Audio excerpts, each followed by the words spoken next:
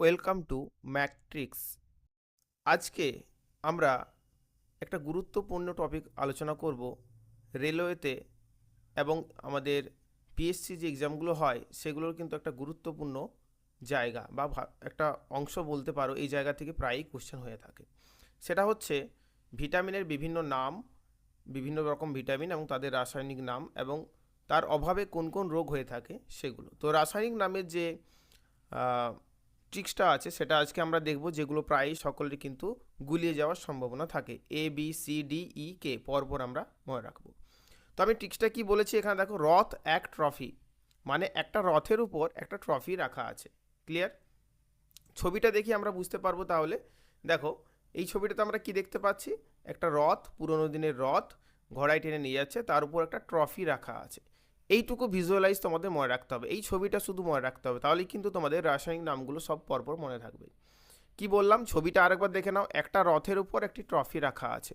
তাহলে আমার ট্রিক্সটা কি? রথ এক ট্রফি, রথের উপর একটি ট্রফি রাখা আছে, মানে রথ এক ট্রফি। But that's all. দেখো কী হবে তাহলে, কোনখান থেকে কোনটা আসছে। আমরা জানি ABCD করে পরপর আমরা ভিটামিনের নামগুলো লিখে নিয়েছি। তাহলে এ থেকে হচ্ছে রেটিনল। দেখো র থেকে কি আসছে? রেটিনল। কারেক্ট। নেক্সট আমরা আসবো বি থেকে কি আসছে? দেখো থিয়ামিন। তাহলে বি হচ্ছে থিয়ামিন।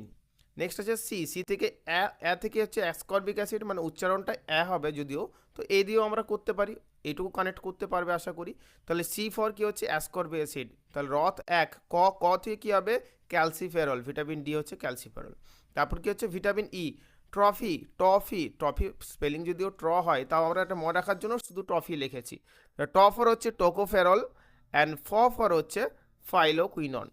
তাহলে কি বললাম? রথ এক ট্রফি, মানে কি কি পেলাম আমরা তাহলে?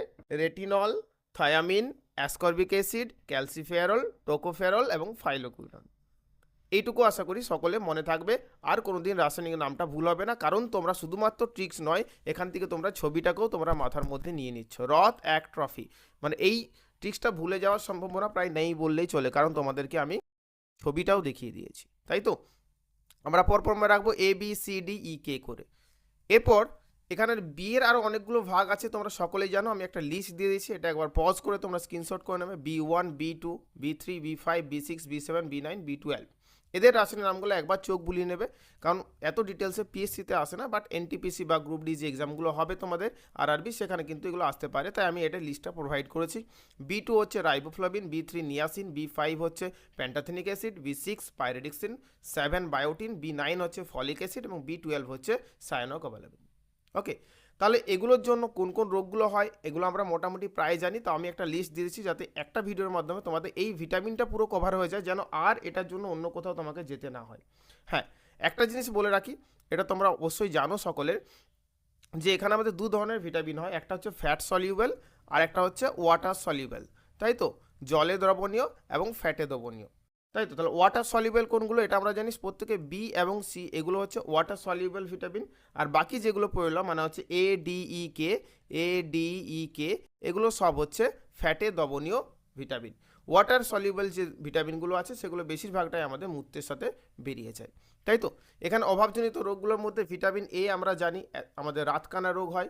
ভিটামিন B1 থেকে বেরি হয়, ঠিক আছে, এগুলো ইম্পর্টেন্ট। অ্যানিমিয়াটা হচ্ছে B9 থেকে হয়, পেলেগ্রাটা ইম্পর্টেন্ট B3 থেকে হয়। ওকে, এখান থেকে স্কারভিটা ইম্পর্টেন্ট ভিটামিন সি থেকে হয়। ভিটামিন ডি থেকে যেটা হয় সেটা হচ্ছে রিকেট। ভিটামিন ইতে প্রজনন সমস্যা হয় এর অভাবে, আর কে এর অভাবে আমাদের রক্ত জমাট বাঁধতে সমস্যা হয়। এখানে প্রধান উৎসগুলো দিয়ে দিয়েছি, প্রায় ওভারঅল প্রায় একই, তাও একবার তোমরা দেখে নেবে কোনখান থেকে আমরা কোনটা পাই। ওকে, ভেরি গুড। তাহলে আশা করি এই ট্রিক্সটা তোমাদের মনে থাকবে। রথ একটি ট্রফি, এখান থেকে আমরা প্রত্যেকটা রাসায়নিক নাম আর কিন্তু কোনোদিন আমাদের গুলিয়ে যাবে না। ওকে, থ্যাংক ইউ। আজকের জন্য এতটাই। তোমাদের যদি ভালো লেগে থাকে অবশ্যই কমেন্ট করে জানাবে, স্যার এইভাবে চলতে থাকুক, তাহলে আমরা প্রত্যেকটা টপিক এবং স্ট্যাটিক জিকে, সায়েন্স এবং আমাদের যে জিকের পোর্শনগুলো আছে জিএসএস, সেগুলো আমরা প্রত্যেকটাই এভাবেই কিন্তু কভার করব। ওকে, থ্যাংক ইউ।